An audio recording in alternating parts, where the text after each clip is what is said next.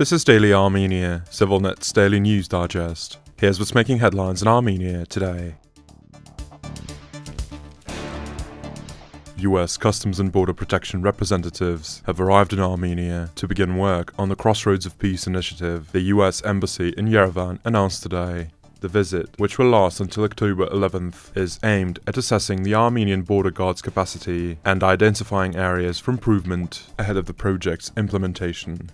We're proud to support this first step in implementing our Crossroads of Peace capacity building partnership, signed on August 8th at the White House by President Donald Trump and Prime Minister Nikol Pashinyan, the embassy said in a statement, adding that assessment will help guide necessary investments. This cooperation is apparently tied with the projected Trump route in southern Armenia, agreed in Washington in August. Armenian Foreign Minister Mirzoyan, speaking Wednesday to Polish publication TVP, revealed that the construction of the infrastructure could start in the coming months. We have already started discussions with our American partners. I think in the coming months we can finalize this process, and then construction must begin, he said. Mirzoyan added that building the railway connection could take at least 2 years, and stressed that Yerevan is eager to move quickly. He also confirmed that Armenia will be able to use Azerbaijan's Nakhichevan exclave for the transit of goods once the route is completed. The Trump route, formerly called the Crossroads of Peace initiative, is a joint US-Armenian project that envisages the creation of both a railway and a highway link through Armenia's southern Sunik region, connecting mainland Azerbaijan with Nakhichevan. The agreement, reached in August with US mediation, was seen as a breakthrough after years of Azerbaijani pressure for such a passage.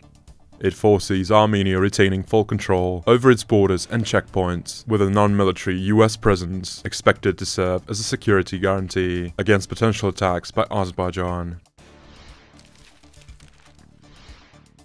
Armenian Prime Minister Nikol Pashinyan confirmed on Wednesday that Armenia is in talks with 5 countries over the construction of a new nuclear power plant, stressing that the choice will be based purely on economic considerations rather than political ones. We are holding discussions with the US, Russia, China, South Korea, and France. The new nuclear reactor will be a small, modular one. We're not placing any political component in this. We must see which offer is the most economically advantageous and make our choice, Pashinyan said in Parliament. He also sought to dispel public speculation that each of his foreign visits predetermines the partner country for the project. He said the government aims to finalize a decision and sign a contract within the next 2 years. Armenia's only existing nuclear power plant, Metsamor, with a 400 megawatt current capacity, was commissioned in 1976 and has an operational life that extends until 2036. Russia currently provides maintenance and nuclear fuel. Armenia remains heavily reliant on Russian energy, importing natural gas at a discounted rate for both heating and electricity production.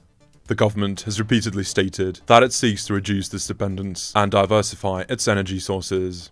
Last year, Pashinyan said Armenia might consider a US-designed reactor as Metsamor's replacement, and earlier this week, the government announced that it had started negotiations with Washington on a so-called 123 agreement, a legal prerequisite for nuclear cooperation and the supply of US nuclear fuel.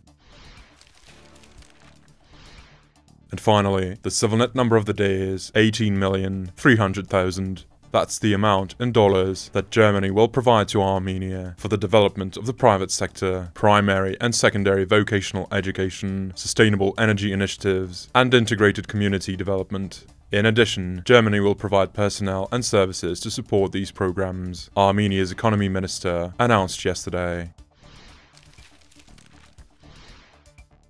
And as always, please follow CivilNet for the latest news and independent reporting from our contributors on the ground here in Armenia.